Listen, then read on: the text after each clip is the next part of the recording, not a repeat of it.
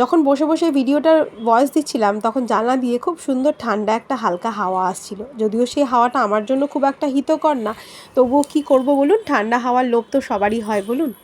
নমস্কার, আমি তানিয়া চলে এলাম আমার ছোট্ট একটা মিনি ব্লগ নিয়ে। আজ সকালে করেছিলাম অনুষ্ঠান বাড়ির মতো দুধ শুক্তো। যদিও পুরোপুরি অনুষ্ঠান বাড়ির মতো হয় না, কিন্তু যেটা হয় সেটা কিন্তু খুবই ভালো হয়। কারা কারা পছন্দ করেন বলুন তো দুধ শুক্তো, একটু জানাবেন তো। আর করেছিলাম ওই পাতলা করে আলু পটল দিয়ে মাছের ঝোল। এই পাতলা করে ঝোলটা আমার রান্নাঘরে কিন্তু অনেক দিন পরে হচ্ছে। এটাকে অরিজিৎ খুব মিস করছিল, তাই আজকে থেকে আবার শুরু করলাম। এবার থেকে যা হবে ওই পাতলার ওপরেই হবে। তারপর রান্নাঘর পরিষ্কার করে নিজে ফ্রেশ হয়ে একটু রেডি হলাম।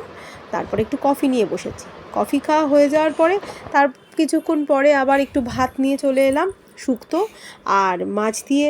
সকালে ব্রেকফাস্টই বলতে পারেন, কেননা আমি তো ভাতের বদলে অন্য কিছু খেয়ে যাই না, তো ভাতটাই খেয়ে যাচ্ছি, সেই জন্য ওটাই আমার ব্রেকফাস্ট।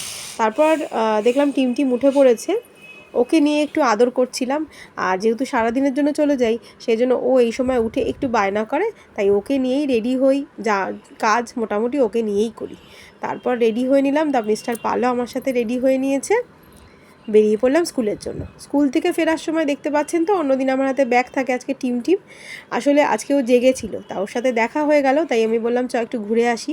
তা আমি আর টিম আমি বাড়িতেও ঢুকিনি তখন, তা ওকে নিয়ে একটু ঘুরতে বেরিয়ে গেছিলাম। দিদিকে ব্যাগটা দিয়ে আমি আর টিম একটু ঘুরছিলাম।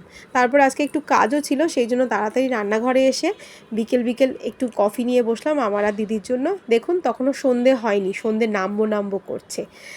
আকাশটা তখনও পরিষ্কার। তার তখন একটু কফি বসিয়ে দিলাম, দিদিও খাবে আমিও খাবো। তখন দিদি আর টিম ছাদে একটু গল্প করছে, পাখি দেখছে। আমি ততক্ষণে একটু কিছু কাজ গুছিয়ে নিয়েছি আমার, গুছিয়ে দিদিও বেরোবে, তাই জন্য দিদির জন্য একটু কফি করলাম, আমার জন্য একটু কফি করলাম। কফি খেয়ে এইভাবে সন্ধ্যেটা কাটিয়ে দিলাম। ভালো থাকবেন সবাই, গুড নাইট।